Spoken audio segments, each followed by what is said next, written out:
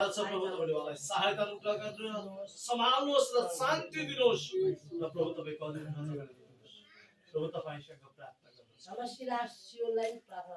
प्रभु हामी प्रार्थना गर्छौँ प्रभु त्यो सिलासका दाजुभाइलाई हामी तपाईको हातमा राख्छौँ। ती दुवै दाजुभाइलाई यसो तपाईले छोडेर सबै सर्दी जुकामहरुलाई तपाईले निको पारिदिनुहोस्।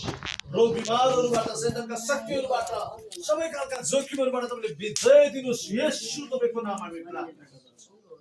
प्रभु तपाईले आफ्नो महिमा प्रभु हामीले सूरजको लागि लगातार प्रार्थना गरिराखेका छौँ।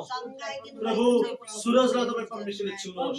उसको शरीर सुन्निएको कुराहरू छ प्रभु, उसलाई गाह्रो छ। येशूको नाममा तपाईले छुटकारा दिनुहोस्। त्यो बिमारबाट छुटकारा दिनुहोस्। यदि तपाईको इच्छा हुन्छ भने पूर्ण रूपमा चंगाई तपाईले दिनुहोस्। होइन भने प्रभु उसलाई गाह्रो भइराखेको छ भने प्रभु तपाईँ परमेश्वर उसलाई घर फर्कने वातावरण दिनुहोस्। प्रभु हामी तपाईसँग प्रार्थना गर्छौँ।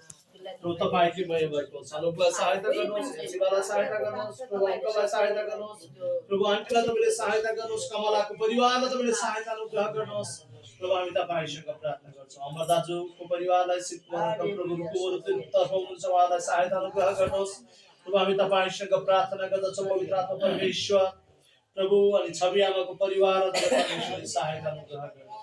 सबजना विश्वासीहरूमाथि एक एकलाई तपाईले सहायता गर्नुहोस्। महिमा दिनुहोस्, चलाउनुहोस्। हामी तपाईसँग प्रार्थना गर्छौँ। सबै कुराको निम्ति तपाईलाई धन्यवाद भन्छौँ।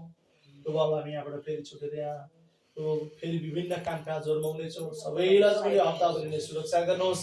प्रार्थना गर्नुहोस्। सबै आदर महिमा प्रशंसा तपाईलाई दिन्छौँ र आशिष माग्छौँ येशू प्रभुको नाममा।